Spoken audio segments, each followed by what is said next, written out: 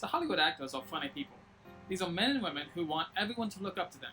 They want people to listen when they speak about important issues like politics. They love to spout important sounding sound bites about the craft and the artistry about what they do. But you know what they really do? They put on costumes, makeup, and pretend to be somebody who they're not.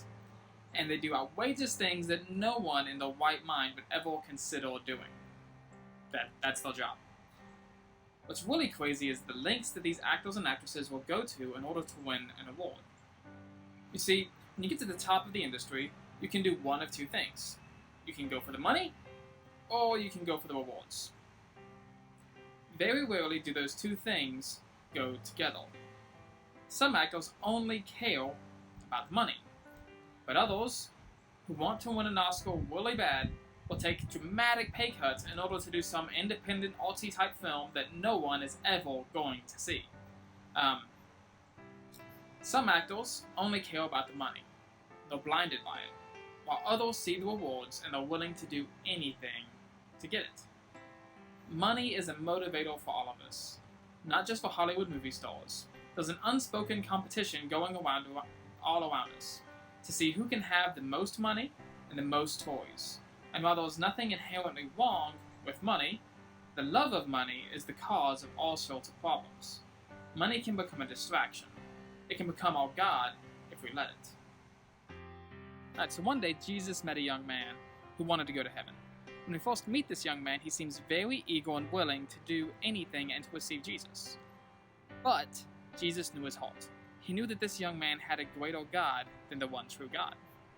I want you to pause this video real quick, and I want you to read Mark 10, 17 through 31.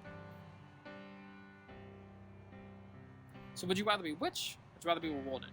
When you read this story and the rest of the Gospels, it becomes clear that being rewarded is the greater choice. So why do so many people, including Christians, choose the riches? Here's the main reason. Because we can see the blessings of money easier than the blessings of heaven.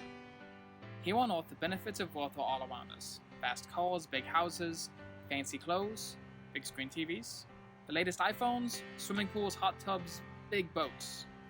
If you want to have money, the world becomes your oyster. Money gives you access, gives you all the pleasure, makes you popular, it gives you influence. But money's only temporary. Along with everything else we listed, the money, the fast cars, the big houses, it's all going to get left behind when we leave this world. The one thing that will matter on that day is whether or not we gave our lives to Jesus. If we want to be rewarded, we need to receive Jesus as our Savior. To commit our lives to serving Him, we need to use our money to help others, to further God's kingdom.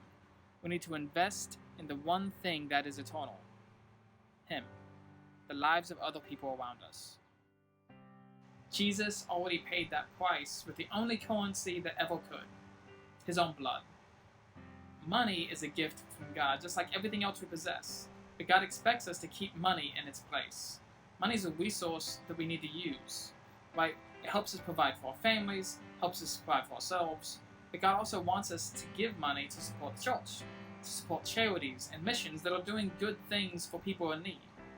See, again, it's not necessarily meant that we're supposed to live in a shack, but it does mean that we need to keep in perspective what matters the most. So, would you rather be rich, or would you rather be rewarded? Which would you choose?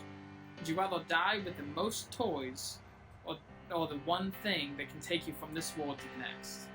See, God sent His Son to pay the price for your salvation, and no amount of money can ever buy your way into heaven. Don't store up treasures on earth. Give your heart to Jesus, begin investing into something that will last for an eternity.